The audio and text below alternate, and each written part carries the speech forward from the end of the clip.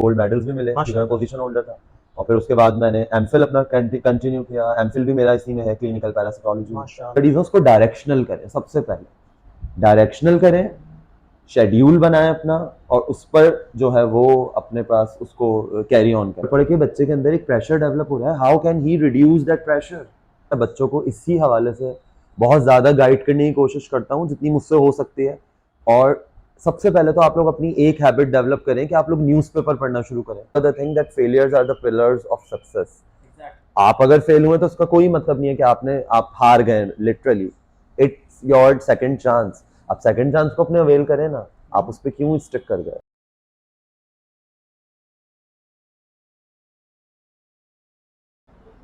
अस्सलाम वालेकुम। आज आपके साथ शेयर होने जा रही है कोर एप्टीट्यूड सेंटर की पहली पॉडकास्ट कि जिसमें हमारे गेस्ट हैं। इनफैक्ट एक अरसे से टीचिंग करते आ रहे हैं और माशाल्लाह से इनके टीचिंग करियर के अलावा जो स्टूडेंट काउंसलिंग है वो भी बहुत ज़बरदस्त है। तो आज हमारे गेस्ट यकीनन वो अपना तमाम इंट्रोडक्शन खुद देंगे। मैं तो सिर्फ और सिर्फ उनके बारे में एक मुख्तसर सा एक हवाला देने जा रहा हूँ। उनको इनवाइट करने का इनफैक्ट मकसद क्या है, जाहिर है कि हमारा एमडी कैट जो है वो अपना पीक पर है और इनफैक्ट 10th सितंबर को बच्चे टेस्ट देने जा रहे हैं। तो आज के इस डिस्कशन में हम सर यासिर से कम हम ये सीख सकेंगे कि बच्चे किस तरह से अपने टेस्ट स्कोर को अच्छा बना सकते हैं, किस तरह से स्ट्रेस पर काबू कर सकते हैं, किस तरह से साइकोलॉजिकल बेसिस पे वो अपने आप को इनफैक्ट स्टेबल स्टेट में रख सकते हैं, कैसे वो ओवरकम कर सकते हैं अपनी ऑब्स्टेकल्स और अपनी हर्डल्स पे। तो हम इस पर डिस्कशन करेंगे। अस्सलाम वालेकुम सर। वालेकुम अस्सलाम sir Junaid, thank you so much. सबसे पहले तो मैं आपका थैंक यू करना चाहूँगा कि आपने मुझे यहाँ पर इनवाइट किया और स्टूडेंट्स तक मेरा जो है वो मैसेज पहुँचाएंगे अब आप इंशाल्लाह। सबसे पहले तो मैं ये स्टूडेंट्स को थोड़ा अच्छा सर, पहले आप थोड़ा सा ना हमारी ऑडियंस को बताइए that who you are, what you have done okay fine till today. I am associated with well-renowned institutions of Karachi. मैं मॉर्निंग में मैं Beacon House and City School से एफिलिएटेड हूँ, where I teach O levels and A levels, and then मैं AKUE भी board से भी associated हूँ, आगा खान हायर सेकेंडरी स्कूल से, जहाँ पे हम जो है वो AKUE भी बोर्ड के लिए बच्चों को प्रिपेयर करते हैं, specially for Aga Khan universities. और इसके अलावा जो है वो मेरी एसोसिएशंस यूनिवर्सिटी ऑफ कराची से भी हैं। और मैंने जो है वो मैंने अपना, अगर मैं थोड़ा सा एजुकेशनल बैकग्राउंड आपसे शेयर करूं, तो मैंने जो है वो ऑनर्स किया पहले ज़ूलॉजी में, और फिर उसके बाद मैंने एमएससी किया और मुझे फिर गोल्ड मेडल्स भी मिले क्योंकि मैं पोजीशन होल्डर था। और फिर उसके बाद मैंने एमफिल अपना कंटिन्यू किया। एमफिल भी मेरा इसी में है, क्लिनिकल पैरासाइकोलॉजी। माशाल्लाह। तो इस तरह से जो है वो मतलब स्टूडेंट्स को बायोलॉजी में बहुत ज़्यादा मैं चाहता हूँ कि मैं उनको हेल्प आउट करूँ, ताकि वो अपने जितने भी उनके हर्डल्स हैं, ख़ास तौर पे अगर पर्टिकुलरली बात करें एमडी कैट की, तो ताकि वो उसको आसानी से जो है वो क्रॉस कर सकें। अच्छा सर, मैं आपसे ना कुछ क्वेश्चंस थोड़ा सा मैं इब्तिदा में करना चाहूँगा जो कि एमडी गेट के अलावा हैं, यानी वो एक ओवरऑल एक टोटलिटी रखने वाले क्वेश्चंस हैं जो कि बच्चे की साइकोलॉजी के हवाले से हैं। तो पहले हम उस पर भी बात करेंगे इंशाल्लाह, उसके बाद फिर एमडी कैट में स्पेसिफिक होकर इंशाल्लाह डिस्कशन कराने चाहेंगे। सर मुझे ये थोड़ा समझाइएगा कि एक स्टूडेंट जो कि 12 साल सोचता है कि मैं ये टारगेट सेट है मेरा और मैं इस पर काम कर रहा हूँ, मैं इसे अचीव करूँगा, बट एक मोमेंट आता है जब उसका टेस्ट करीब है, हो सकता है वो बच्चा इंजीनियरिंग का हो सकता है वो कॉमर्स साइड का हो सकता है वो मेडिकल साइड का हो, किसी भी साइड। तो एट दैट मोमेंट वो साइकोलॉजिकल बेसिस पे बहुत ज्यादा स्ट्रेस में होता है, एग्जैक्टली बहुत ज्यादा प्रेशर में होता है। तो सर वो उस प्रेशर को, उस स्ट्रेस को कैसे ओवरकम करे? सर देखें, सिंपल इज दैट, अगर मैं आपकी पूरी बात को स्टूडेंट्स को समझाना चाहूँ तो मैं यही कहूँगा कि देखें, it's your very first step of your career ना, कि आपको फॉर एग्जांपल आपको ये टेस्ट क्लियर करना है and then you will achieve something. अब आप अगर फर्स्ट स्टेप पर ही इतने ज़्यादा प्रेशर में अभी से आ जाएंगे, साइकोलॉजिकल प्रेशर के अंदर, या आप जो है वो बहुत नर्वस हैं, तो मुझे सिर्फ एक बात का आप जवाब दें कि अगर आप अभी से थोड़ी सी चीज़ को डील नहीं कर सकते तो फिर आप आगे कैसे, you can't go for a long run. तो इसके लिए सबसे पहले इनिशियली मैं स्टूडेंट्स को ये सजेस्ट करूंगा कि देखें, अपनी प्रिपरेशंस को डायरेक्शनल रखें। आप अगर फॉर एग्जांपल बायो की प्रिपरेशन कर रहे हैं तो आप पूरे दिन के अंदर आपका जो पूरा 24 आवर्स का शेड्यूल है, आप उसको सबसे पहले तो उसको शेड्यूल करें। ठीक है कि मुझे फॉर एग्जांपल 1 आवर इस सब्जेक्ट के लिए देना है, फिर 1 आवर मुझे इस सब्जेक्ट के लिए देना है। जब आपकी पूरी एक टाइम टेबल होगा और आप उसको अच्छे से कैरी ऑन करेंगे, तो फिर मेरे ख्याल में आपको इस प्रेशर को रिड्यूस करने में बहुत हेल्प मिलेगी। और फिर आप तो माशाल्लाह से अगर यहाँ पे हम स्टूडेंट्स की बात करें तो I totally refer you to come here Core Aptitude Centre and they are doing their perfect job. आप लोग भी माशाल्लाह से स्टूडेंट्स को एक पर्टिकुलर मटेरियल प्रोवाइड करते हैं, उनका टेस्ट कंडक्टिंग सिस्टम होता है। स्टूडेंट्स को चाहिए कि वो अपनी जो भी उनकी स्टडीज है उसको डायरेक्शनल करें, सबसे पहले डायरेक्शनल करें, शेड्यूल बनाएं अपना, और उस पर जो है वो अपने पास उसको कैरी ऑन करें। और साथ साथ इसके अगर हम थोड़ा सा स्टडीज के अगर हम थोड़ा सा बाहर भी बात करें जाके, फॉर एग्जांपल सो स्पोर्ट्स को अपनी जिंदगी में शामिल करें, ठीक है। फॉर एग्जांपल स्विमिंग है, फॉर एग्जांपल आपके कोई बच्चा टेनिस में बहुत अच्छा है, कोई बच्चा जिम जाता है, so must carry on all the processes, you must go on with the sports as well.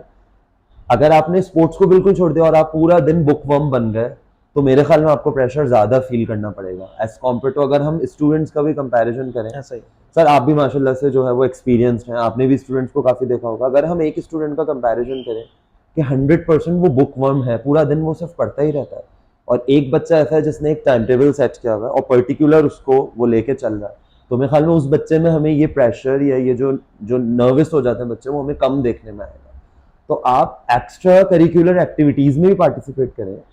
जितने भी कॉम्पिटिटिव एग्जाम्स हैं, अगर हम सीएसएस की बात करते हैं, अगर हम दूसरे कमीशन एग्जाम्स की बात करते हैं, तो जाहिर सी बात है ना वो ज्यादा चैलेंजिंग होता है, इस बेसिक चीज से ज्यादा चैलेंजिंग होता है। और अब जो उनके एस्पायरेंट्स हैं, जो उनकी तैयारी करते हैं, जो लोग उसको अचीव करते हैं, तो अगर आप जैसे अगर उनको भी देखें तो उनकी भी एक्स्ट्रा करिकुलर एक्टिविटीज थी, ताकि हम अपने साइकोलॉजिकल स्ट्रेस को बड़ा अच्छे से रिड्यूस कर सकें। अच्छा, ये इम्पैक्ट हमारी सोसाइटी में बड़ा कॉमन है, और एक कॉमन अंडरस्टैंडिंग दिखती है पेरेंट्स के हवाले से कि जनाब पेपर्स करीब आ रहे हैं ना, सब काम छोड़ दो, कमरे में बैठ जाओ बंद होके, और बस दूध पियो, खजूर खाओ और खाना खाओ, पढ़ो और सो जाओ। सो क्या ये प्रैक्टिसेस अब इनइफेक्टिव होती जा रही हैं वक्त के साथ? बिल्कुल बिल्कुल ये इनइफेक्टिव होती जा रही है, क्योंकि right now we are in AI century. मैं तो यही कहूंगा, अब तो आपके पास जो चीजें हैं वो इतनी हैंडी हैं कि सिर्फ एक क्लिक पे पूरी चीज आपके सामने आ जाती है। एग्जैक्टली जैसे आप लोग भी माशाल्लाह से अपनी चीजें प्रोवाइड करते हैं ऑनलाइन, और हमें इस चीज, अब बच्चों को तो मैं कहता हूँ मजीद अब इसमें टारगेटेड होना चाहिए, मजीद डायरेक्शनल होना चाहिए, कि उनको अपने पूरे दिन का एक शेड्यूल बना के उनके पेरेंट्स को भी ये चीज़ समझना चाहिए। और आप पेरेंट्स की काउंसलिंग सेशंस में भी ये रखें तो उनको भी ये चीज़ समझाएंगे, नहीं भाई अब पूरे दिन आप बुकवर्म बच्चे को नहीं बना सकते कि स्टीरियोटिपिक के आप सिर्फ पढ़ रहे हैं, सिर्फ पढ़ रहे हैं। अब जो पढ़ पढ़ के बच्चे के अंदर एक प्रेशर डेवलप हो रहा है, how can he reduce that pressure? So मैं तो ये समझता हूँ कि आप अगर दूसरी चीज़ों की तरफ भी जाते हैं तो वो आपको बड़ा इसमें हेल्प आउट करेंगी, इसको एलिमिनेट करने के लिए। अच्छा सर, मुझे बताइएगा, मैं आपके सामने 4 नाम रखूंगा, 4 कैटेगरीज लोगों की, और मैं परसेंटेज आपसे चाहूँगा कि वो बच्चे की टेस्ट प्रिपरेशन में, टेस्ट की तैयारी में कितना किरदार, किस हद तक अपना किरदार अदा करते हैं, किस परसेंटेज तक वो हमारे बच्चे की या किसी भी बच्चे की तैयारी में बड़े ज़बरदस्त साबित होते हैं। वो मैं 1 बाय 1 आपके साथ नेम शेयर करता हूँ। सबसे पहले तो मिस्टर ए जो टेस्ट देना चाह रहे हैं, तो उसमें मिस्टर ए की क्या परसेंटेज है तैयारी के हवाले से? कितनी परसेंट आप देते हैं कि भाई इतनी परसेंटेज जो है उसकी टेस्ट स्कोर में मिस्टर ए की है, अपने टेस्ट स्कोर में अपनी जात की जो अहमियत है वो इतनी है? How much? फाइन, अपनी जात की particular exactly mister A, how he is how he can be considered as the most important person. Okay fine, जैसे अगर हम बोलें कि फॉर एग्जांपल भाई स्टूडेंट्स अगर प्रिपेयर करके टेस्ट दे रहा है और उसकी अपनी जात की यानी अपनी इंटेलिजेंस की कितनी अहमियत है, तो डेफिनेटली मैं आप लोगों को यही कहूँगा स्टूडेंट्स के भाई सबसे पहले तो आप अपनी प्रिपरेशंस पर कॉन्फिडेंस हासिल करें। कॉन्फिडेंस आपके पास होगा so you will achieve something.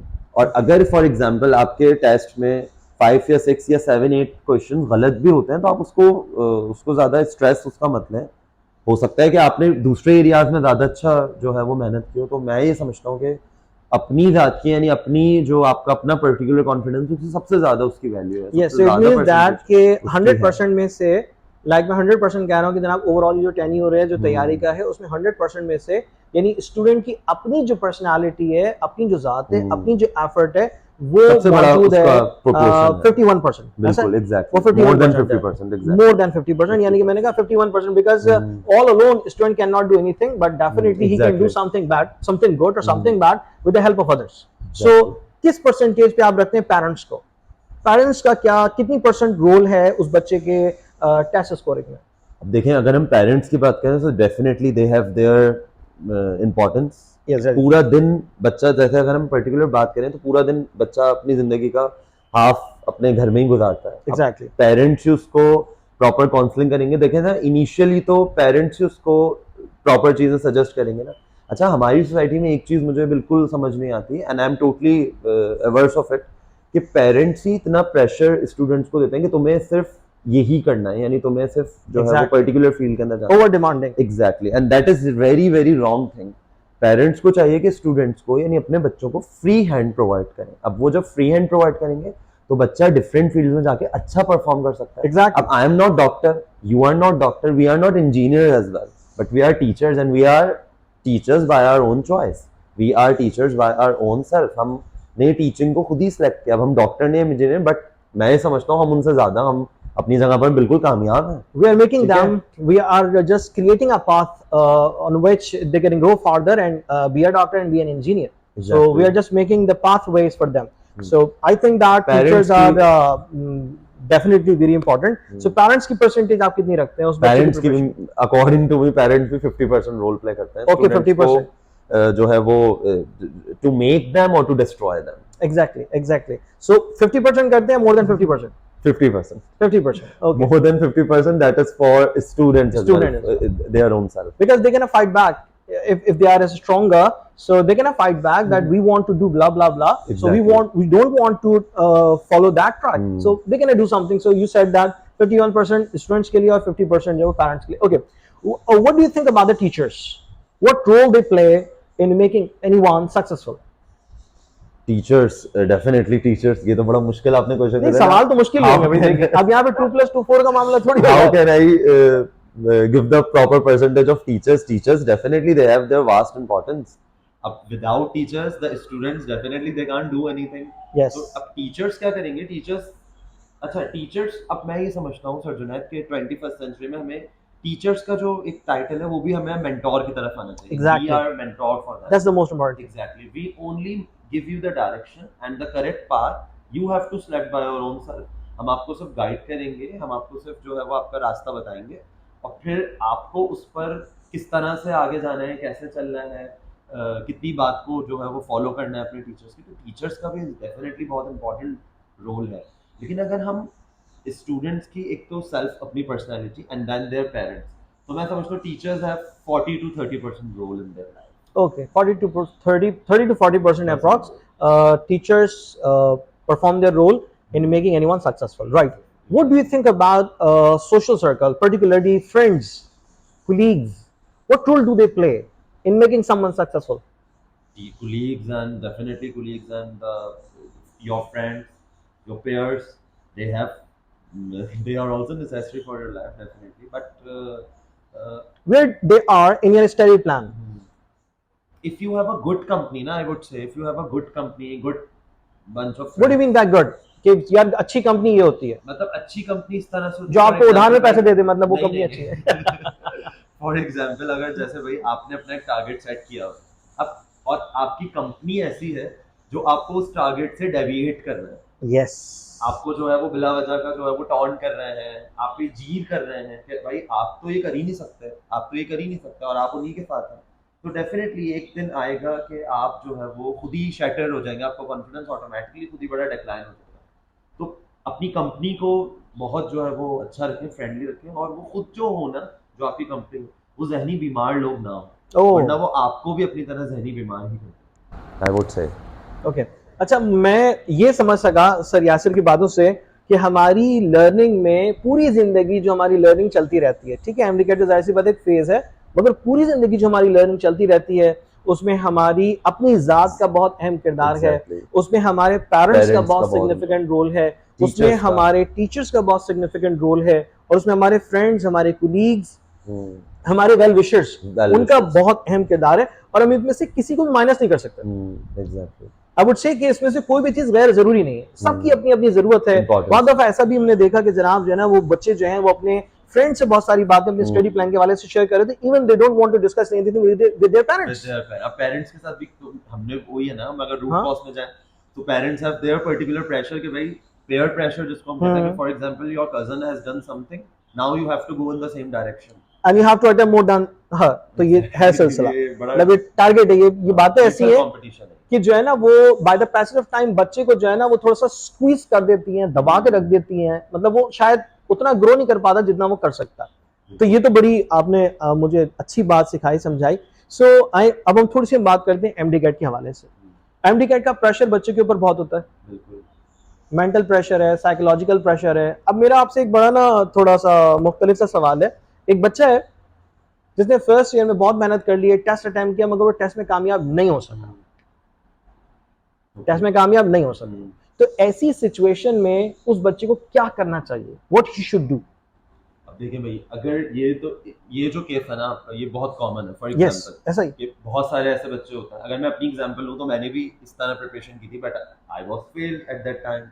अब देखें, अब स्टूडेंट्स को क्या चाहिए, स्टूडेंट्स को चाहिए उसको बहुत ज़्यादा अपने ऊपर बिल्कुल ओवरवेल्म ना कर लें, आप उसको अपने ऊपर बिल्कुल उसको हावी ना कर लें, बल्कि आप ये बोले ना, जैसे हम बोलते हैं ना, सितारों से आगे जहां और भी है। आपकी अगर फॉर एग्जांपल एक जगह पे आपकी लक नहीं चली तो और भाई जिंदगी में इम्तिहान और भी और है, भी इश्क के इम्तिहान नहीं कह रहा मैं, ठीक है ना, थोड़ा सा मिसरा बदल ले। अभी Exactly. सितारों से जहां और भी आगे, जहां और भी है, अभी इम्तिहानात बाकी और भी हैं। और भी ये तो बड़ा एक आपका, आप समझे, आप मॉन्टेसरी में you are currently right now in kindergarten और मॉन्टेसरी। ये आपकी लाइफ का, आपके करियर का सबसे फर्स्ट स्टेप है। अगर आप यहीं पर शैटर हो गए, failures are the pillar of success. Exactly. अगर आप यहीं पर शैटर हो गए तो फिर आप आगे कभी भी जो है वो प्रोग्रेस नहीं कर सकते। अगर फॉर एग्जांपल भाई आप यहाँ पे फेल हो गए तो आप बेटा कहीं और जा सकते हैं। इतनी सारी चीज़ें हैं, you can opt multiple jobs, multiple fields. आप जो है वो क्यूलिनरी आर्ट्स की तरफ जा सकते हैं, आप फाइन आर्ट्स की तरफ जा सकते हैं, आप जो है वो माइक्रोबायोलॉजी की तरफ जा सकते हैं, आप जेनेटिक्स की तरफ जा सकते हैं। सर जुनैद, अब तो मैं कहता हूँ कि अब तो पाकिस्तान के अंदर भी there are many opportunities for the students. Exactly. बहुत सारे रिसर्च इंस्टीट्यूट्स हैं जो बच्चों को सिंपल मास्टर्स के बाद इंटर्नशिप करवाते हैं। बहुत सारी फार्मेसी की ऐसी कंपनीज हैं, वो मास्टर्स के बाद आपको इंटर्नशिप करवाएंगी और आपको इंटर्नशिप के बाद वो एक जॉब फेयर होता है, वहाँ पे आप अपनी सीरीज जाके ड्रॉप करें, वो आपको सेलेक्ट करते हैं, वो बड़ी हैंडसम पेस पे बच्चों को हायर करते हैं। और अगर आपने पर्टिकुलर टेन्योर वहाँ पे कंप्लीट कर लिया, जैसे अगर हम पर्टिकुलर आगा खान यूनिवर्सिटी की बात करें, तो वो हायर करते हैं। वो 2 इयर्स आपको उनका कॉन्ट्रैक्ट पूरा करना होता है, वो आपको सैलरी प्रोवाइड करता है। उस 2 इयर्स के बाद यू कैन डू एनीथिंग, आप कहीं भी जा सकते हैं। आपकी सीवी बड़ी हैंडसम हो गई तो आप जो है वो फॉरेन में भी अप्लाई कर सकते हैं। बहुत सारी यूनिवर्सिटीज़ बहुत जो है वो फ्रेंडली उनकी वो होते हैं क्राइटेरिया, उस पर वो आपको स्कॉलरशिप्स दे सकते हैं। आप जो है कोई और फील्ड ऑप्ट कर सकते हैं। ज़रूरी नहीं है कि आप अपना जो है वो साल वेस्ट करके, ईयर बैक करके दोबारा से इसी फील्ड में।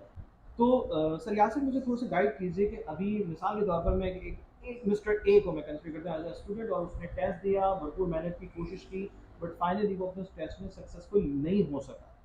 तो जाहिर सी बात है कि नेचुरल प्रेशर उसके ऊपर होगा, क्यों कामयाब नहीं हुआ, नाकामी का एक दुख भी है, फैमिली की तरफ से एक पीयर प्रेशर है उस पर सबसे बड़ा, सोसाइटी उसको डिसरिगार्ड करती है, ये क्या हो गया, तो ये सारी चीजें हैं। So what he should do at that moment, क्या करना चाहिए उसको? भाई देखें sir Junaid, simple is that.